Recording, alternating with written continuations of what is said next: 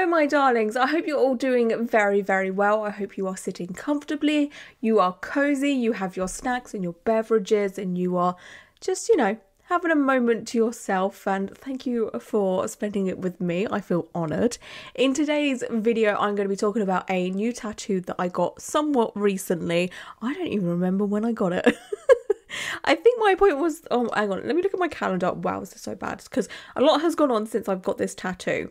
Okay, so just bear with me for a moment. Hang on, let me look at my calendar. I think, yes, I got this tattoo on the 24th of September. So yeah, I'm very delayed with filming this, unfortunately, but I'm here now. Now that the tattoo is pretty much healed, it's still a little bit shiny in places. You know when like the dry, itchy phase has disappeared and you get that like little sheen on the fresh tattoo, or new tattoo, shall I say? It's in that phase now. Also, while I'm just rambling on here before I start talking about my new tattoo, do we like the little crystals I've got on my face here? Did I watch Hocus Pocus 2? Yes. Did I get inspired by the Mother Witch to do like these kind of little crystals or diamantes or whatever you want to call them on my face? Yes, I did. I just thought it was so pretty and I was like, oh my god, I have to get some of those like stick-on diamond things and play around with them and put them on my face, because it's been such a long time since I've done something like that. I was like, oh my god, I need to have some fun with some shiny crystals. To be honest, I don't know if you're even going to be able to see them but I had some fun sticking them on. I used eyelash glue because they weren't just like sticking on by themselves, because I have like foundation on my face and stuff. Okay, but anyway, I got a new-ish tattoo nearly a month ago, and the tattoo that I got was a scene from the film The Ring. I love that film so much. It was probably the first horror film I ever watched and was like, oh my gosh, I love this so much. It's going in a list of like my top favourite horror films kind of thing. But that and The Blair Witch Project and The Craft. Oh, and Scream. Yeah. And then maybe Signs as well, if you want to class that as a horror film. I mean, when I watched it, I watched that when it came out when I was like 12 years old, and it was scary to me then. Not so much now. I can just like watch it by myself and what have you. But when I was younger, Signs was scary. But the film The Ring is just, I love the storyline of it, and I love the imagery. And do you know what? This is going to sound so weird, but if you've seen the film The Ring, you'll know what I'm on about. But you know the videotape where everything's really creepy and there's that upside down chair spinning around? I don't want to give spoilers away, so there's the woman in the mirror just like brushing her hair, and there's like flies and really weird. It's just very weird and creepy. And the ladder, what's that about? Like, that to me, like if I was to ever direct a horror film or start directing or making very weird, obscure videos or something a bit more creative than, your regular YouTube videos, I would love to make stuff like that. I don't know, I just love watching that like bit of The Ring and being like, wow, this is so fucked up, I love it. So that's like one of my favourite parts of the film, to be honest with you, and that's what really draws me into the film The Ring. I have seen the Japanese version of it, but I'm going to be that horrible person and say I kind of prefer the American version. The first one will always be my favourite. I don't mind the second one. I have actually had Samara, who is the demon kid, or whatever you want to call it, like the cursed child in this film. I've had her tattooed on me before coming out of the well. Just in this bit here on my arm, I had a horror sleeve here once upon a time, but then I had it blasted over with like black work and flowers and all of that. And a part of me really did want to keep Samara coming out of the well, but it just wouldn't have fit with everything else. So I was kind of like, well, I can just get her tattooed again. It's not a big deal.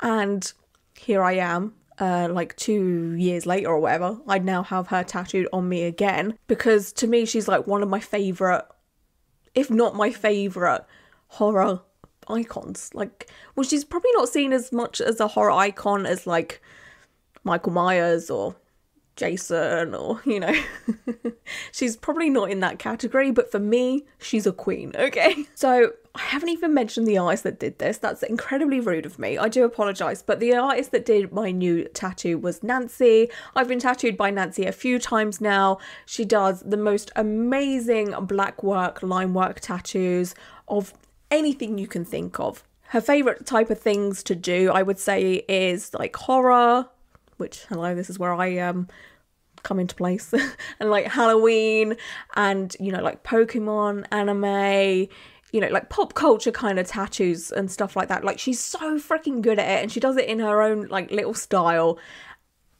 Just amazing. She is so incredibly talented at what she does. She can take whatever you like and turn it into a black work, line work piece of art, and I trust her with every idea that I've ever given to her, because she has nailed every single one of the tattoos she has done for me. Just an absolute sweetheart, honestly. She's amazing. She's so kind as well and lovely, and I love getting tattooed by her because we just talk about pure crap. I don't even know what we were talking about in our tattoo session. It was a lot of things, but she's just an amazing tattoo artist to get tattooed by. She's very accepting, and, you know, she will welcome you with open arms kind of thing, and, you know, she's not judgmental in any way, shape or form. She's that type of artist that's like, no, don't you dare apologise for your body, how you look, how you present yourself, or anything like that. She's very much like, I accept you as you are, and I love that. There needs to be a lot more of that in the tattoo industry, let me tell you.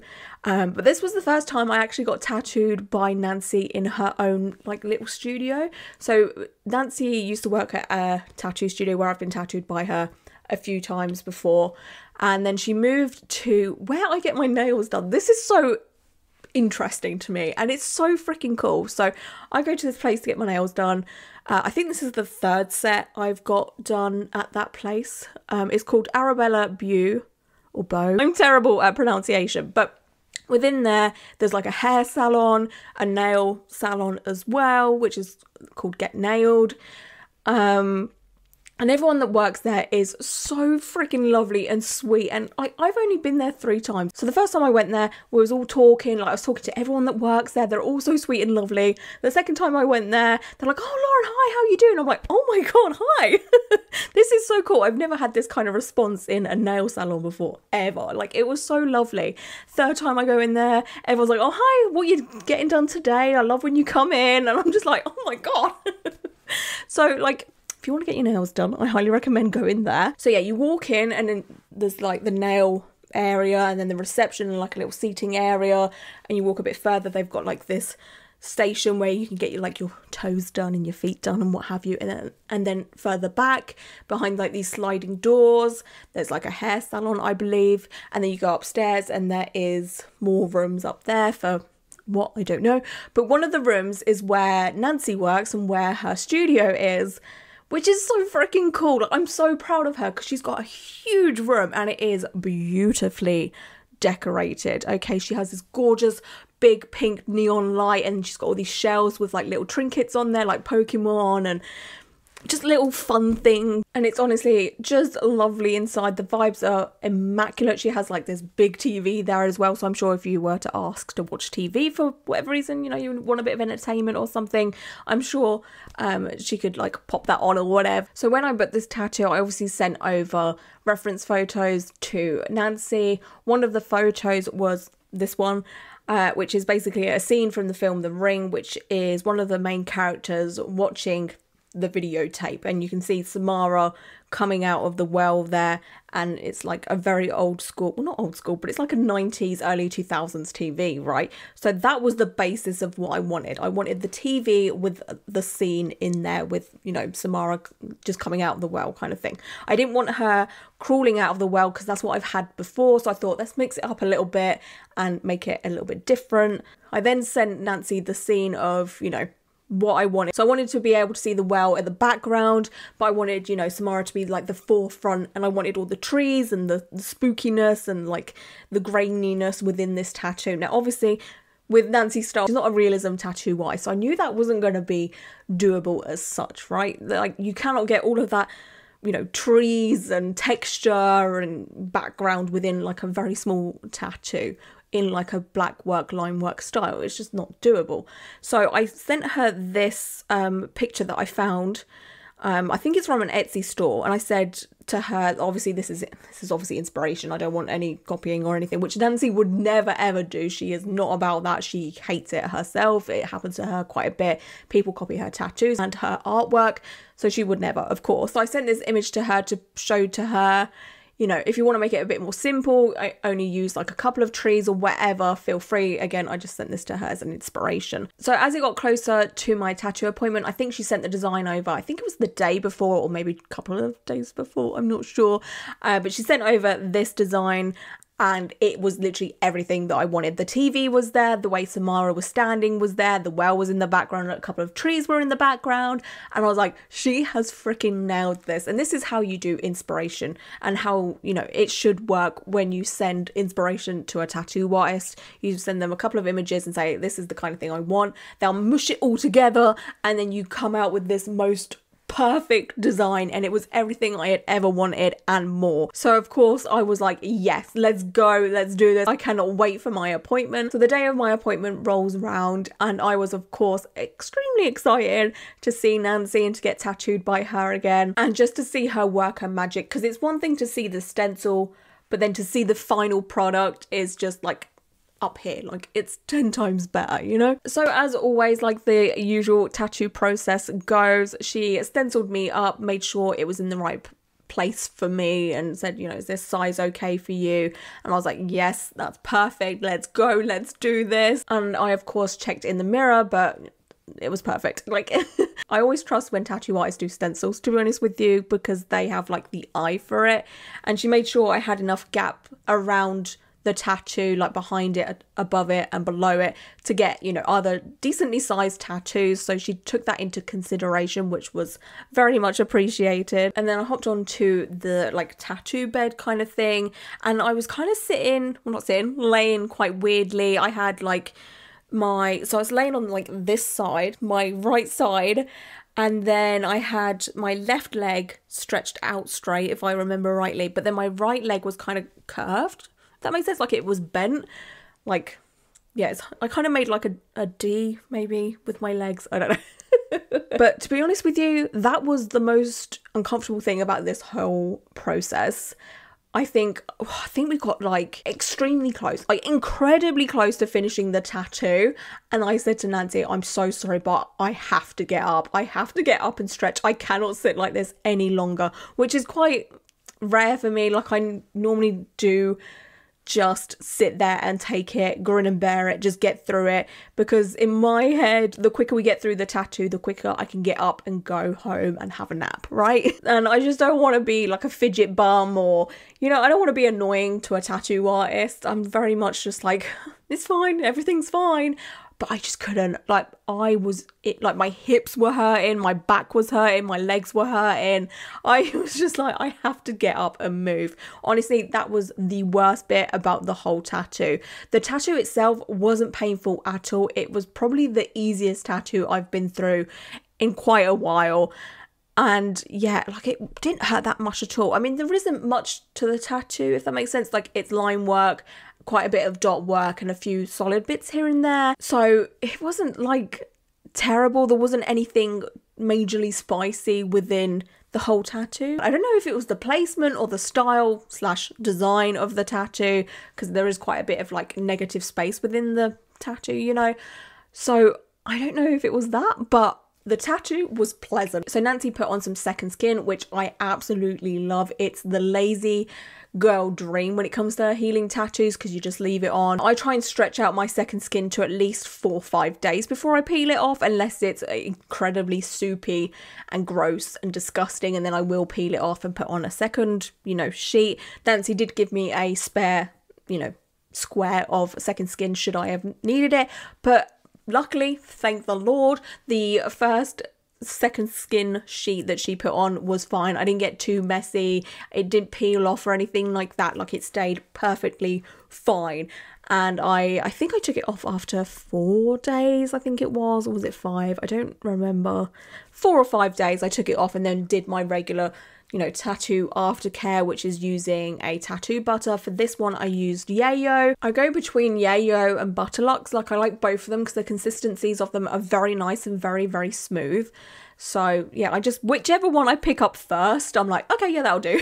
I'm not too fussy, but that's just what works for me personally. Doing that a couple times a day when the tattoo gets dry and itchy, I'm just like, slap a little bit on. Obviously less is more in this situation. And yeah, like I was saying, it healed up very, very nicely. Again, I'm in that sort of like shiny stage at the moment, but the itchy phase wasn't too terrible, actually, thinking about it.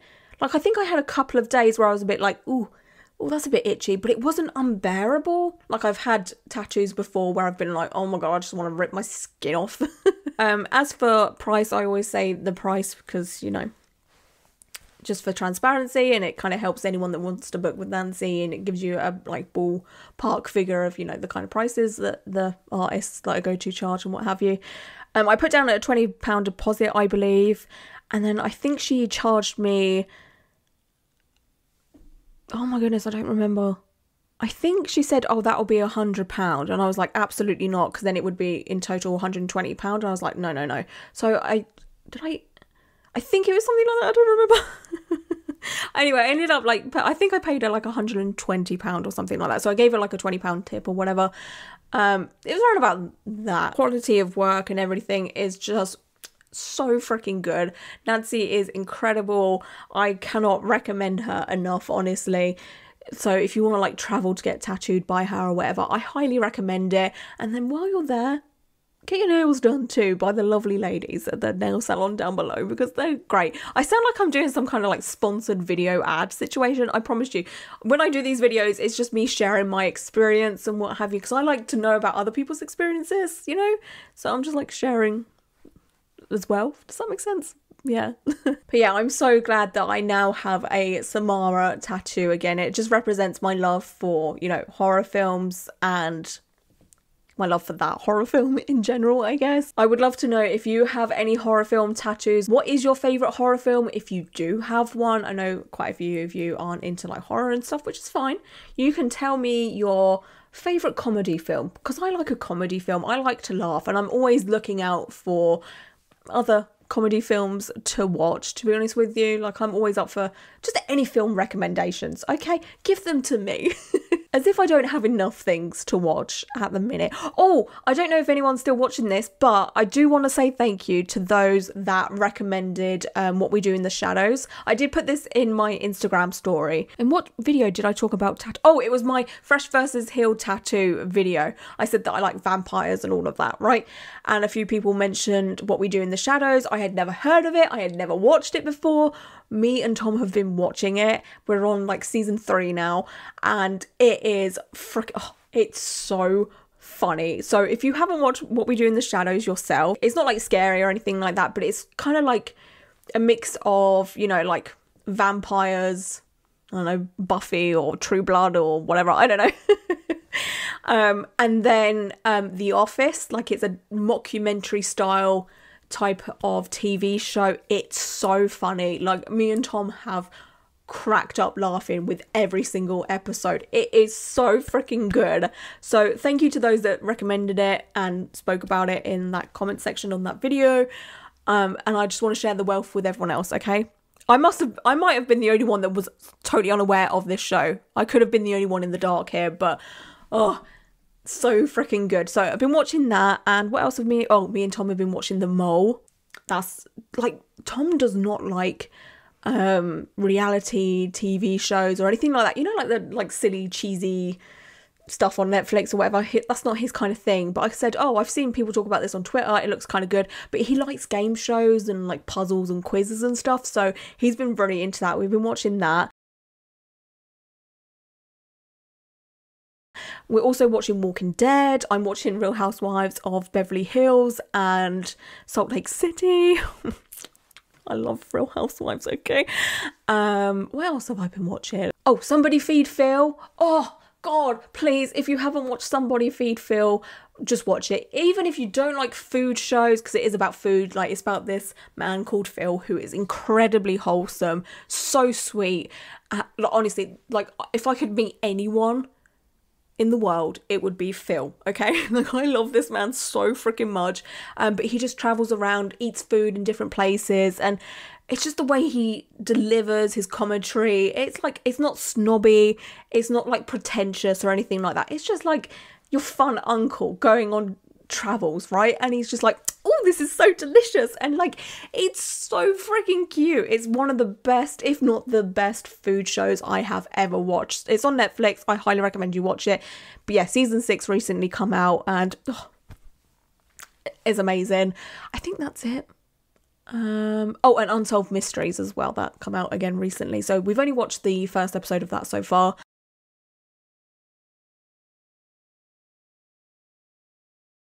But yeah, I'm going to stop rambling now, talking about stuff that isn't relevant to the tattoo, and I get excited to talk to people, even though I'm currently just talking to myself. But I know that, you know, if you're watching this, you'll interact down below, and that makes me excited, okay? Anyway, I'm going to go now. I just want to say thank you so much for being here, listening to me ramble. I'd love to know your tattoo plans as well. Do you have any tattoos booked for the rest of the year? I don't know if I'm going to be getting tattooed again anytime soon. To be honest with you, I think this might have been my last one for the year. I was maybe gonna try and cram in my next like knee tattoo, but I don't know what I'm doing with that yet. So I think that'll be next year's job. To be honest with you, job, yeah, I call it a job because it's hard work. Me and Tom are planning on maybe going away sometime in November, and then it's like Christmas, and I've got like really cheap hair extensions in my hair at the moment, right? Like they're just like really cheap ones from Amazon, okay?